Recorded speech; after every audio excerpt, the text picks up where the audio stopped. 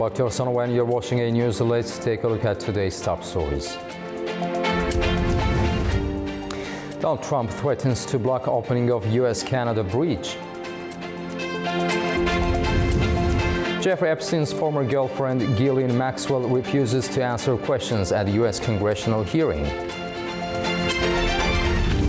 And Benjamin Netanyahu heads to Washington, D.C. to encourage Trump to demand more from Iran.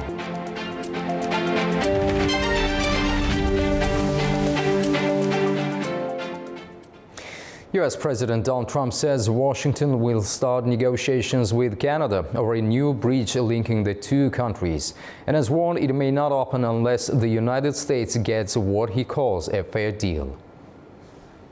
U.S. President Donald Trump says Washington will begin immediate negotiations with Ottawa over the Gordie Howe International Bridge, a major new crossing between Ontario and Michigan. In a social media post, Trump warned he could block the bridge from opening unless the U.S. is, in his words, fully compensated and treated with fairness and respect.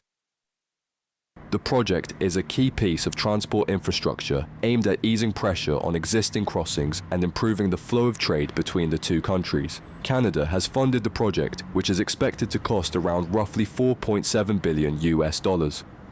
Once operational, it will be publicly owned by Canada and the US state of Michigan. The bridge is expected to open in early 2026, pending final safety tests and approvals. Trump says the project unfairly favors Canada, arguing that US firms and materials played a limited role in its construction, while Canada stands to benefit heavily from American trade traffic. He has also linked the issue to wider trade disputes, including Canadian tariffs on US dairy products and Canada's recent trade engagement with China. It remains unclear whether the US president has the legal authority to block the bridge's opening. The Jeffrey Epstein files continues to create political and legal turbulence in both the United States and the United Kingdom. The late sex offender Jeffrey Epstein's associate Ghislaine Maxwell has refused to answer questions before the U.S. House's committee, invoking her Fifth Amendment right. Meanwhile, in the UK, police say they are assessing allegations linked to former Prince Andrew. The associate and former girlfriend of the late sex offender Jeffrey Epstein has drawn criticism from both Republican and Democratic members of the US House of Representatives Committee. It's after Ghislaine Maxwell refused to answer questions at a deposition before the House on Monday. Maxwell, who was found guilty in 2021 for her role in helping Epstein sexually abuse teenage girls, invoked her Fifth Amendment privilege against self-incrimination. I invoke my Fifth Amendment right to silence. But her attorney, David Marcus, said that Maxwell is prepared to speak fully and honestly if granted clemency by President Donald Trump. Democrats on the committee accused Maxwell of using the deposition to campaign for clemency from the president and called on Trump to rule out such a move. Meanwhile, the Justice Department began allowing lawmakers to examine millions of unredacted documents from the Epstein files that haven't been released publicly.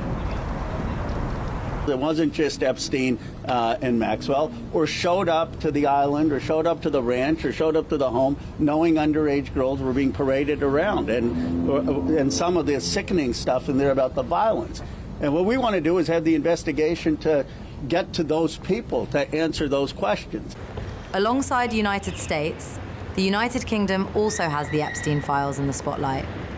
Britain's Royal Palace said that it is prepared to assist police as they assess allegations regarding former Prince Andrew in connection with Epstein. Thames Valley Police confirmed that they are examining claims that Andrew Mountbatten Windsor, as he is now known, shared confidential documents with Epstein while serving as the UK's trade envoy. The former royal has consistently denied any wrongdoing.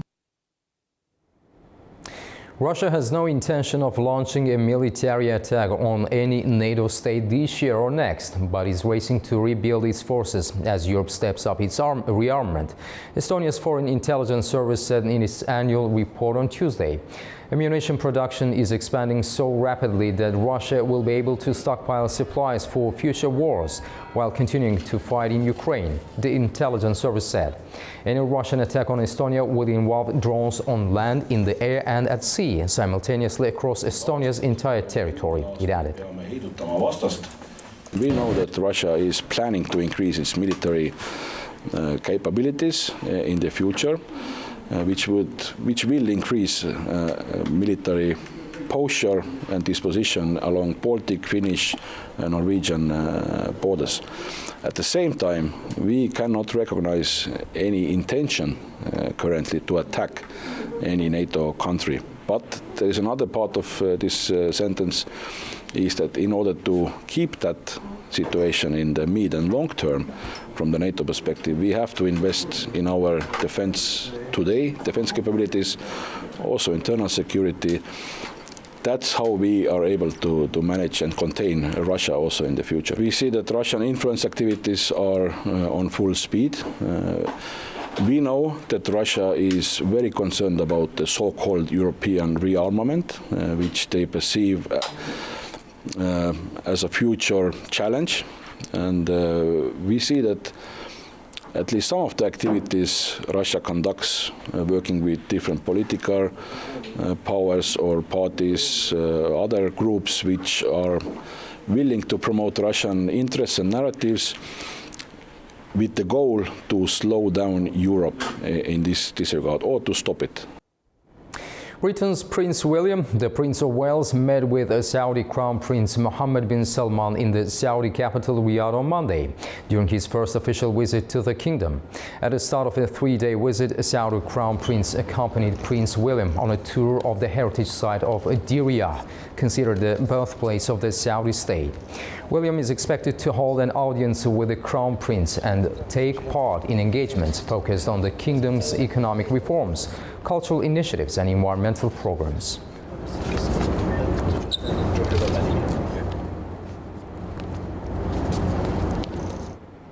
Israeli Prime Minister Benjamin Netanyahu is heading to Washington, D.C. for his 7th visit, with talks brought forward amid renewed diplomatic activity involving Tehran. The visit comes after last year's joint U.S.-Israeli strikes on Iran's nuclear facilities and Tehran's retaliatory missile attack on a U.S. base in Qatar. Both sides have since warned Iran against advancing its nuclear and missile programs. Netanyahu says the accelerated meeting underscores the closeness of the two allies at a sensitive moment for regional security. On this trip, we will discuss a series of issues: Gaza, the region, but of course, first and foremost, the negotiations with Iran. I will present to the President our views regarding the principles of the negotiations, the important principles, and in my eyes, they are important, not only for Israel, but for anyone in the world who wants peace and security in the Middle East. An Israeli airstrike in Gaza has killed at least 4 people. This comes in the middle of international condemnation over Israel's move to expand its authority in the West Bank. At least 4 Palestinians have been killed and several others wounded after an Israeli airstrike hit a residential building in Gaza. The attack comes amid a ceasefire agreement between Israel and Hamas that was signed in October last year. The Israeli army has yet to comment on the strike. Hamas accused Israel of escalating violations of the ceasefire by targeting civilian homes under what it described as false pretexts. Meanwhile, the United Nations joined Saudi Arabia, Jordan and the United Arab Emirates on Monday in condemning an Israeli move to ease settlement expansion and expand its authority in the West Bank. The measures would make it easier for Jewish settlers to purchase land in the West Bank and grant Israeli authorities greater powers in areas meant to be under full Palestinian control. UN Secretary-General Antonio Guterres expressed concern over the development, warning it could undermine prospects for a two-state solution. I can tell you that the Secretary-General is gravely concerned by the reported decision of the Israeli Security Cabinet to authorize a series of administrative and enforcement measures in Area A and Area B of the occupied West Bank. The Secretary-General warns that the current trajectory on the ground, including this decision, is eroding the prospects for a two-state solution. He reiterates that all Israeli settlements in the occupied West Bank, including East Jerusalem and their associated regime and infrastructure, have no legal validity and are in flagrant violation of international law, including relevant United Nations resolutions. Palestinians have also voiced alarm over the move, which has raised fears of annexation. This government is a fascist government that want to control all areas of the West Bank, areas A, B and C, and does not want a Palestinian presence in the West Bank or Gaza. They want to displace the Palestinian people, and they want the land to be without inhabitants. In a joint statement, foreign ministers from several Middle Eastern and other Muslim-majority countries, including Egypt and Turkey, denounced the decisions as a violation of international law, saying they would impose unlawful Israeli sovereignty in the West Bank. And now we'll take a look at the major stories from the region.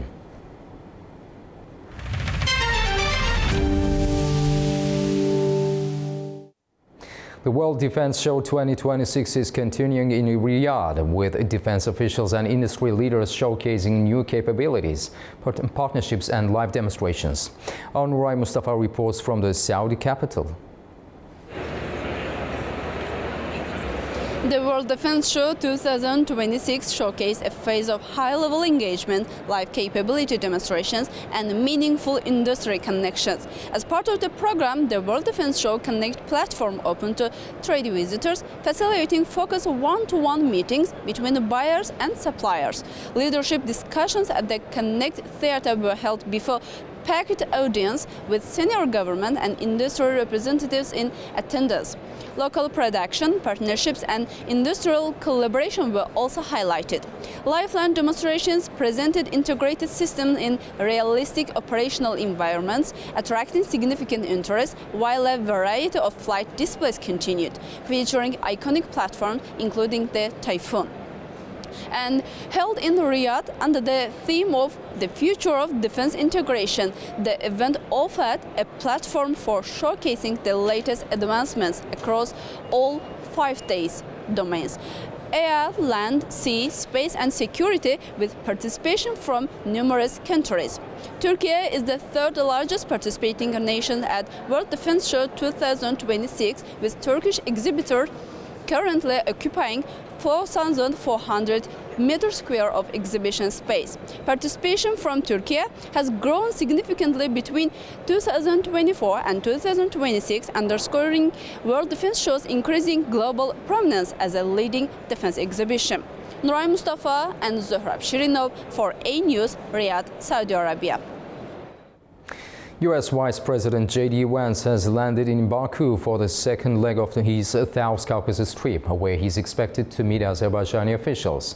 Talking to reporters on the tarmac in Yerevan, Vance said the visit is aimed at building peace. First stop of Vance's regional trip was in Armenia, where the two countries agreed on cooperation in the civil nuclear sector, among other things. Excited to go on to Azerbaijan from here. Obviously, the president, part of striking peace is actually the first step, but part of the keeping the peace is what we're doing today, which is building upon it, making sure that we have the economic interdependence between Armenia and Azerbaijan that's necessary to make the peace deal stick. But look, I will say, after having been on the ground for 24 hours, a very productive day, I feel very good about where we are. I think the president struck a great peace deal, and I think the administration is really making it stick. So glad to be here and on to Azerbaijan. And now our Guy Sean is in the Zagulba Presidential Palace in Baku, where President Ilham Aliyev and U.S. Vice President's meeting is about to start. Let's have more from the venue. Well, hello from the Zagulba Presidential Palace here in Baku, where today Azerbaijan is hosting a rare and highly symbolic visit, the first by a sitting US Vice President in almost 2 decades. Now, Vice President J.D. Vance arrived in Baku earlier this morning. He's come, of course, for talks with President Ilham Aliyev.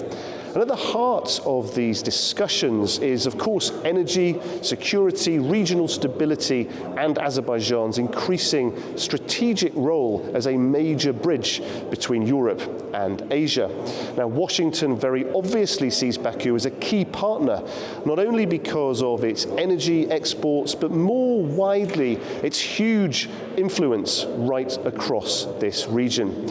And it's this diplomatic dexterity combined with the ability to unlock fresh commercial and geopolitical alliances. It's this that is really driving what has become a very considerable commitment from Washington. Now, the headline projects, of course, including the Trip Corridor, they will continue to grab the headlines. But for Vice President Vance, this trip is about something bigger, something wider. It's a chance to send a signal of renewed American engagement and partnership in a region where influence has long been contested. Now, for Azerbaijan, of course, this is also a very big deal. It's a clear statement of the country's potential and its growing diplomatic weight on the global stage. This is Guy Schoen in Baku for A News. Representatives of Azerbaijan civil society have addressed an open letter to U.S. Vice President J.D. Vance. They're calling for support for the peaceful return of Western Azerbaijanis displaced from Armenia and the protection of their cultural and religious heritage. Representatives of Azerbaijan civil society have addressed an open letter to U.S. Vice President J.D. Vance, outlining their position on religious tolerance, cultural heritage protection, and the right of return for Azerbaijanis displaced from Armenia. In the letter, they describe Azerbaijan as a country built on interfaith coexistence and religious tolerance, highlighting the protection and restoration of Christian heritage sites and the expansion of religious communities in the country. They also draw attention to the forced displacement of Western Azerbaijanis from Armenia since the late 1980s, citing the destruction of villages and religious sites. The authors stress that their demand is not territorial, but humanitarian, calling for the peaceful return of displaced Azerbaijanis to their ancestral lands and the restoration of cultural and religious heritage. They also urged US support for these efforts as part of a lasting regional peace. US Vice President J.D. Vance has begun a 3-day visit to Azerbaijan and Armenia. Vance arrived in Yerevan on Monday before proceeding to Baku on Tuesday. A British engineering company is at the center of a potential sanctions loophole, exporting high-tech machinery to a firm linked to Russia's military supply chain via Armenia. Experts warn this case highlights how Western technology can slip through indirect routes, fueling the war in Ukraine despite strict controls. The UK government is facing pressure to review an export licence after concerns emerged that British technology could indirectly aid Russia's war in Ukraine. The Guardian reported that Signet Texkimp, a company based in Cheshire, has been approved to export advanced machinery worth more than £4 million to Rydena LLC, a newly formed company in Armenia. The equipment produces carbon fibre pre-preg, a high-performance material used in civilian industries, but also critical to military systems such as drones, aircraft and missiles. The equipment is currently being assembled in the UK and could ship within weeks. The concern is Rydena's leadership. The company was set up in 2024 by former executives of Umatex, a Russian carbon fibre producer critical to Russia's military. Umatex is part of Rosatom, Russia's state nuclear corporation, and was sanctioned by the US in February 2023 and by the UK in May 2023. Rydena insists it works only in civilian sectors and has no Russian clients. But experts warn Armenia is a transit hub for Russian sanctions evasion. A news investigation, Shadow Trade, shows Armenian exports to Russia jump from $880 million pre-war to nearly $3 billion now, including phones, computers, machinery and microchips, components essential for Russia's weapons. Ukrainian forensic teams confirm these parts appear in missiles and drones. Sanctions experts say written end-user promises provide limited protection once technology leaves the UK. Signet says it followed all export rules and received government approval. The UK government has not commented on whether it checked Rydina's Eumatex links. Liam Byrne, MP, chair of the House of Commons Business Committee, said there are red flags and questioned whether export controls are strong enough. The case highlights how Western technology continues to reach Russia indirectly, despite sanctions. The European Union is planning a new wave of sanctions against Russia as Brussels changes the way it targets the network supporting Moscow's economy. The latest proposals widen the scope beyond Russia itself and place new attention on financial and trade routes through third countries, including Central Asia. Our correspondent Fariza Kalimurzina has more from Almaty. The European Union is preparing a new expansion of sanctions against Russia, and for the first time, Central Asia has emerged as a distinct focus. According to a draft document reviewed by Reuters, Brussels plans to activate its anti-circumvention mechanism against third countries, targeting financial and technological channels that facilitate transactions with Russia. Kyrgyzstan is at the center of the proposed measures. The European Union is considering adding two local banks, Kerimet Bank and Capital Bank of Central Asia, to its sanctions list. The document cites their role in providing crypto asset services to Russia. And if approved, the banks would be barred from conducting transactions with EU individuals and companies. Similar restrictions are proposed for banks in Laos and Tajikistan. The package goes beyond the financial sector. Brussels is also proposing a ban on exports to Kyrgyzstan of metal cutting machine tools and communications equipment, including devices used for voice, image and data transmission. This would mark the first formal use of the EU's anti-circumvention tool against a third country within the sanctions framework linked to Russia's war in Ukraine. The draft also briefly expands the geographic scope of restrictions. It refers to ports in Georgia and Indonesia that the EU says were used in operations involving Russian oil. If adopted, European companies could be prohibited from any dealings with these facilities.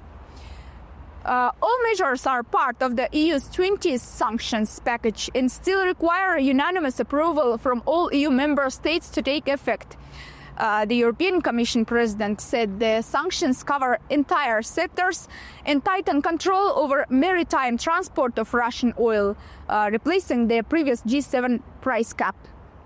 Fariza Kalimurzina, A News, Almaty.